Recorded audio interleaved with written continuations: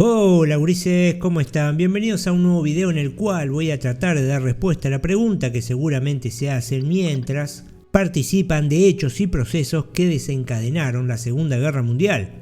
Y se preguntan, ¿a qué se llama causas de la Segunda Guerra Mundial? ¿Cuáles fueron dichas causas? El descontento con las condiciones impuestas por el Tratado de Versalles, cuáles fueron las ambiciones de Adolf Hitler, la actitud vacilante de la Sociedad de las Naciones, las pretensiones de Mussolini, el expansionismo japonés y las ambiciones de Stalin. Así que comencemos por el principio.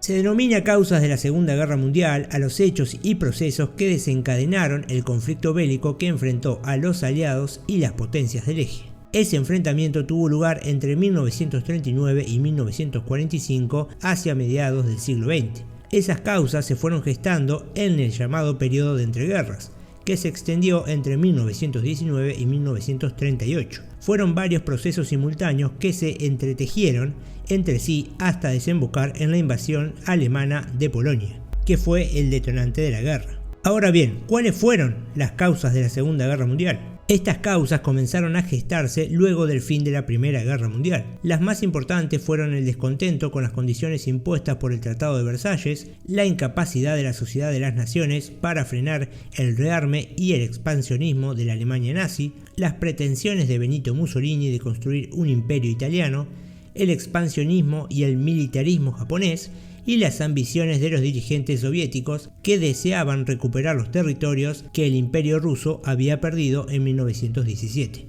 Ahora pasemos a detallar cada una de estas causas, y en primera medida hablemos del descontento con las condiciones impuestas por el Tratado de Versalles. Luego de la finalización de la Primera Guerra Mundial se firmó el Tratado de Versalles, cuya redacción fue impulsada por los representantes de Francia, Gran Bretaña y los Estados Unidos. Si bien Italia también fue admitida como nación vencedora, tuvo escasa influencia en la redacción del documento final.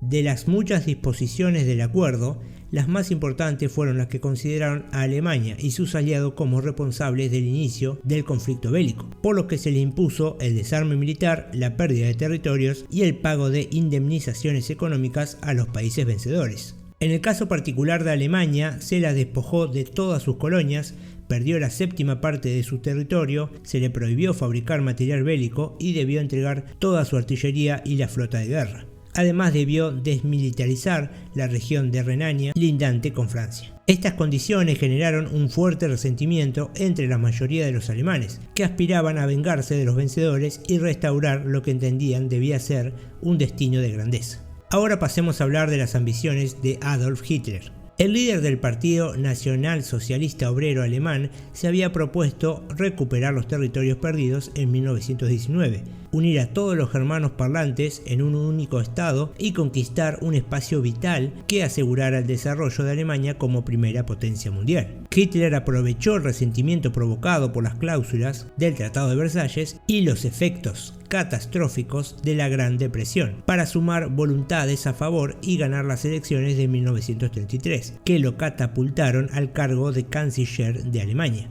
Desde esa posición de poder instauró un régimen autoritario que impulsó el rearme militar y el expansionismo territorial. Ahora pasemos a hablar de la actitud vacilante de la Sociedad de las Naciones. La Sociedad de las Naciones fue un organismo internacional creado en 1919 por el Tratado de Versalles. Sus principales objetivos eran asegurar la paz mundial y reorganizar las relaciones internacionales sobre la base de los principios de seguridad colectiva y arbitraje de los conflictos.